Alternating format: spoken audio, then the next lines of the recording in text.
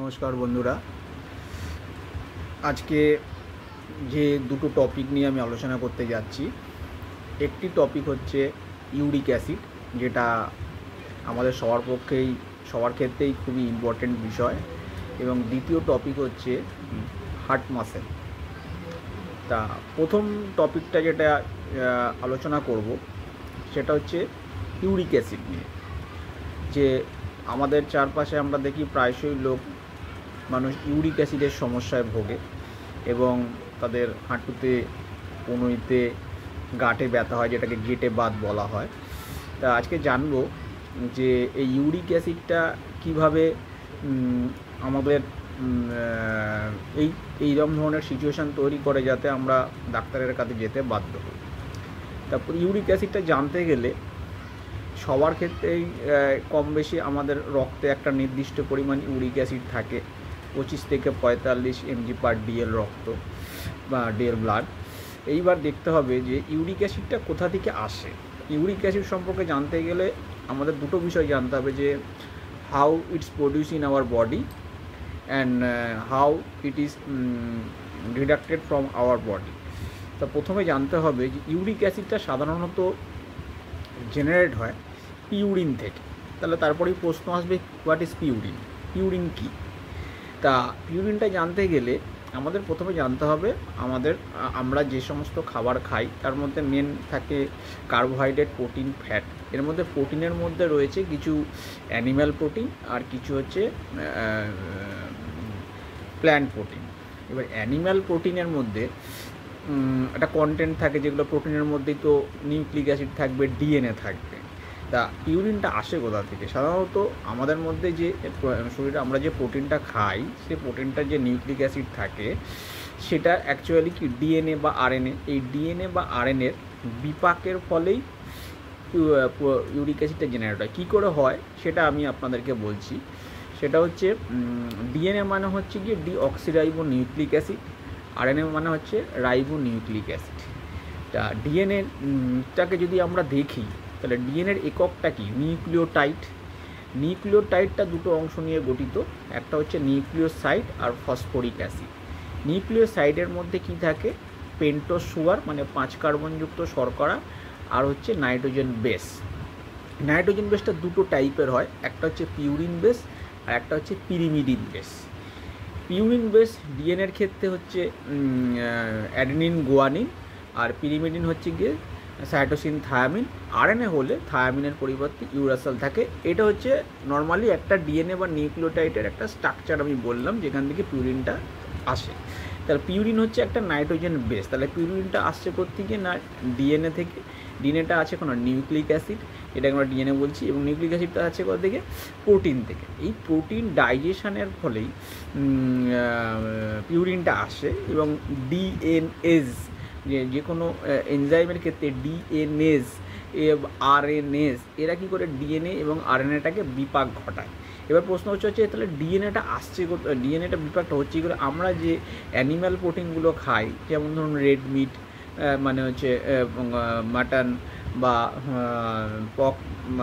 পর্কের মাংস, অথবা চিকেন বা সামুদ্রিক মাছ যেগুলো আমরা খাই, সেইগুলো থেকে বেশি পরিমাণে আর কি পিউরিনটা থাকে। মানে প্রোটিন জাতীয় খাবারটা আমরা খাই, তার থেকে পিউরিনটা জেনারেট হচ্ছে। এইবারে কি হচ্ছে, সেই পিউরিনটা যখন অতিরিক্ত পরিমাণে জেনারেট হয় তাহলে ইউরিক অ্যাসিডটা তৈরি হয়। বাট ইউরিক অ্যাসিড আমি আগেই বলেছি, আমাদের প্রত্যেকটা মানুষের শরীরের রক্তে একটা নির্দিষ্ট মাত্রায় ইউরিক অ্যাসিড থাকে। সেই ইউরিক অ্যাসিডটা যদি সেই মাত্রার থেকে বেশি হয়ে যায় তখন সেটা আমাদের ক্ষেত্রে প্রবলেম দেয়। এবার প্রবলেমের জায়গাটায় আসি, কী প্রবলেম দেয় আমাদের? আপনারা দেখবেন যে কোনো বাড়িতে যদি কোনো পুরনো দরজা থাকে, সেই দরজার যে কবজাগুলো থাকে, সেই কবজাটা যদি তেল ঠিকঠাক না দেয়া হয়, দরজাটার পাল্লাটা টানার সময় এক ধরনের একটা আওয়াজ হয়। সেরকমভাবেই আমাদের যে হাঁটুর যে সকেট আছে বা এলবোর যে সকেট আছে, ওই জায়গায় আমরা প্রতি মুহূর্তে হাতটাকে ফোল্ডিং করছি বা পাটাকে সোজা করছি, তা ওই জায়গায় একটা তরল থাকে যেটার নাম হচ্ছে সাইনোভিয়াল ফ্লুইড। যে তরলটার নাম হচ্ছে সাইনোভিয়াল ফ্লুইড। ওই ফ্লুইডটার কাজ কি না, আমাদের ওই অস্থি সন্ধিগুলোকে, ওই হাঁটুর এই সন্ধিটাকে, সকেটটাকে বা কোনো এলবোর সকেটটাকে স্মুথলি হাড়গুলোকে মুভ করায়। এবার কোনো কারণে যদি সেই সাইনোভিয়াল ফ্লুইডটা কমে যায়, বা যেটাকে এক কথা বলে জেলি কমে যায় বা শুকনো হয়ে যায়, তখন কি হয়, হাড়টা যখন আমরা মুভমেন্ট করি তখন কি হয়, সেই হাড়ের সাথে সকেটের মধ্যে ঘষা লাগে, হাড়ের ক্ষয় হয়। ইউরিক অ্যাসিডটা কী করছে, যখন সেটা প্রয়োজনীয় অতিরিক্ত মাত্রায় বেড়ে যাচ্ছে তখন কি হচ্ছে, সেটা ওই যে সকেটগুলো আছে সেই সকেটগুলোর মধ্যে যে ফ্লুইডটা থাকে সেই ফ্লুইডের রসগুলোকে অ্যাবজর্ব করে নেয়, মানে শুকিয়ে নেয়। যার ফলে কি হয়, ওই সকেটগুলো বা হাঁটুগুলো যখন আমরা মুভমেন্ট করতে যাই তখন ওটা ঘষা খায়, ওখান থেকে পেন জেনারেট হয় আমাদের, যেটাকে অনেক সময় আমরা গেটে বাতও বলি, যে বাতের যন্ত্রণা হচ্ছে বা হাঁটুর যন্ত্রণা হচ্ছে। এইবার রেমেডিটা তাহলে কী আছে, তাহলে যেহেতু ইউরিক অ্যাসিডের লেভেলটাকে যদি আমাকে কমাতে হয়, তাহলে আমাকে প্রথমে জানতে হবে ইউরিক অ্যাসিডটা পিউরিন থেকে আসছে। পিউরিনটা কোথা থেকে আসছে, নিউক্লিওটাইডের ভেতরে রয়েছে। নিউক্লিওটাইডের বিপাকের ফলে হচ্ছে বেশি পরিমাণে নিউক্লিওটাইড বা ডিএনএটা আসছে কোথা থেকে, অ্যানিম্যাল প্রোটিন থেকে। অ্যানিম্যাল প্রোটিনগুলোর মধ্যে কী বললাম আমি, যেগুলো হচ্ছে রেড মিট, মানে হচ্ছে মাটন, পর্ক জাতীয় মাংস, শুকরের মাংস, বা কিছুটা চিকেনও থাকে। এই মাংসগুলোর ভেতর থেকে যত বেশি করে আমরা খাচ্ছি, সামুদ্রিক মাছ, এটা থেকে আসছে। এইটা হচ্ছে থেকে আমাদের কাছে ইউরিক অ্যাসিডের পরিমাণটা বাড়ছে, মানে পিউরিনটা আসছে। তার মানে আমাদেরকে ইউরিক অ্যাসিডটা কমাতে গেলে এই খাবারগুলো থেকে, খাদ্য তালিকা থেকে বাদ দিতে হবে আমি ঠিক বলবো না, ডাক্তারবাবুর পরামর্শ অনুযায়ী একটা নির্দিষ্ট লেভেলে আনতে হবে, যাদের ইউরিক অ্যাসিড প্রচুর পরিমাণে বেড়ে গেছে। সেকেন্ড একটা জিনিস হচ্ছে যেটা ইউরিক অ্যাসিডকে যেতে বাধা দেয়। ইউরিক অ্যাসিড সাধারণত কী হয়, আমাদের মূত্রের মাধ্যমে, ব্লাড থেকে ফিল্টারেট হয়ে মূত্রের মাধ্যমে বেরিয়ে যায়। এইবার এখানে একটা বলার বিষয়, যারা অ্যাকুয়েট হোক, ক্রনিক হোক, ড্রিঙ্কার, মানে অ্যালকোহল খায়, মানে ড্রিঙ্ক করে, মদ খায়, তাদের ক্ষেত্রে এটা একটা সমস্যা তৈরি করে দেয়। কারণ কি, এই অ্যালকোহলটা এই কিডনির থ্রু থেকে ইউরিক অ্যাসিডটাকে যেতে বাধা দেয়।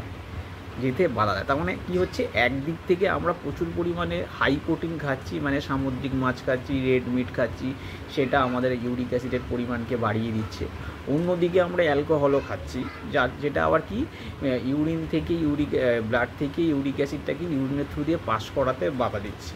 তার মানে আমাদেরকে সচেতন হতে হবে যে দুদিক থেকেই, ডাক্তারবাবুর পরামর্শ অনুযায়ী, ডাক্তারবাবু তো মেডিসিন দেবে, সেইগুলো তো খেতেই হবে, কিন্তু আমাদের নিজস্ব রেমেডি হচ্ছে গিয়ে কি, যে আমরা একদিক থেকে হাই প্রোটিনগুলো খাওয়া কমাবো। একদম খাওয়াটা কমিয়ে যাওয়া না, প্রোটিন তো শরীরের পক্ষে দরকারি, কারণ আমাদের শরীরের সব সেলগুলোই হচ্ছে প্রোটিন। তাহলে আমাদের হাই প্রোটিনগুলো ডাক্তারের পরামর্শ অনুযায়ী আমাদেরকে কমাতে হবে। অন্যদিকে অ্যালকোহল সেবনটাকে আস্তে আস্তে করে কমাতে হবে। তাহলে একদিক দিয়ে কী হলো, আমরা পিউরিনের পরিমাণ যেটা বেড়েছিল সেটাই যেমন আস্তে আস্তে কমছে, যার ফলে, কারণ আমরা হাই প্রোটিন জাতীয় খাবারগুলো কমাচ্ছি। অন্যদিকে কী হচ্ছে, আমরা অ্যালকোহলটাকেও কমিয়ে দিচ্ছি, যেটা আমাদেরকে ইউরিক অ্যাসিডটাকে যেতে বাধা দিচ্ছে। তাহলে একদিক দিয়ে আমরা ইউরিক অ্যাসিড যাতে বাড়ছে সেই কন্টেন্টটাকেও যেমন কমাচ্ছি, অন্যদিক থেকে যেটা ইউরিক অ্যাসিডকে স্মুথলি ইউরিনের মধ্যে যেতে হেল্প করছে, সে বাধা দিচ্ছিলো, সেই অ্যালকোহলটাকে কমিয়ে দেওয়ার ফলে সেটাও ওটা কী বলে, বেরোতে পারবে। তাহলে সেদিক থেকে দেখতে গেলে এভাবে আমরা ইউরিক অ্যাসিডটাকে শরীরের মধ্যে কন্ট্রোল করতে পারি। এবং এগুলো সব কিছুই ডাক্তারের পরামর্শ অনুযায়ী, ডাক্তারবাবু ব্লাড টেস্ট করলেই বুঝতে পেরে যাবে যে নর্মাল প্যারামিটারের থেকে ইউরিন লেভেলটা কতটা বেশি আছে, সেই অনুযায়ী আপনাকে মেডিসিন দেবে। কিন্তু এই জিনিসগুলো যদি আমরা সচেতনভাবে মেনে থাকি, তাহলে হয়তো আমরা ইউরিক অ্যাসিডের হাত থেকে একটু ইউরিক অ্যাসিডের হাত থেকে আমরা রেহাই পাবো। এবং আমাদের 8 থেকে একটা নির্দিষ্ট বয়সের পরে ম্যাক্সিমাম লোকের, 1% মানুষেরই ইউরিক অ্যাসিডের সমস্যা আছে, যেটা তাদের হাঁটা চলা ক্ষেত্রে বাধা দেয়, এবং সেটা থেকে তারা উপশম পাবে। আশা করি এই প্রথম টপিকটা আপনাদের ক্ষেত্রে খুব কাজে লাগবে এবং উপকার হবে, এবং এটা তো দৈনন্দিন জীবনে আমাদের যেমন হেল্প করবে, তেমনি যারা পরীক্ষার স্টুডেন্ট আছে, হায়ার সেকেন্ডারি, মাধ্যমিক বা ডিগ্রির স্টুডেন্ট আছে, তাদের ক্ষেত্রেও এটা একটা কোশ্চেন অ্যান্সার বা একটা কনফিউশনের জায়গাটা ক্লিয়ার করা হলো।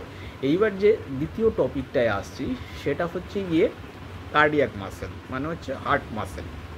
একটা প্রশ্ন আমাদের মনে থাকতেই পারে, আমার একটা মনে তো প্রশ্ন থাকতেই পারে, ধরুন আপনাকে কেউ বলল যে আপনি এখান থেকে শ্যামবাজার পর্যন্ত হেঁটে যান, হেঁটে হেঁটে ঘুরে আসুন, তাহলে আপনি একবারে শ্যামবাজার পর্যন্ত হেঁটেই যেতে পারবেন না, কারণ কিছুটা পথ হাঁটার পরে একটা নির্দিষ্ট সময়ের পরে আপনি দাঁড়িয়ে পড়বেন, কারণ আপনার পা ব্যথা করছে। পা ব্যথা করছে মানে হচ্ছে আপনার মাসেলটা ব্যথা করছে।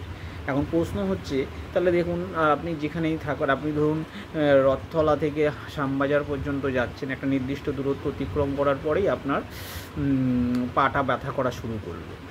এইবার কল্পনা করে ভাবুন, আপনি আপনি যখন থেকে জন্মেছেন তখন থেকে আজকের ডেট পর্যন্ত বা যতক্ষণ সময় আপনি সারভাইভ করছেন, আপনার হৃৎপিণ্ডটা চলেই যাচ্ছে কন্টিনিউয়াস, লাভ ডাব সংকোচন প্রসারণ হয়েই যাচ্ছে।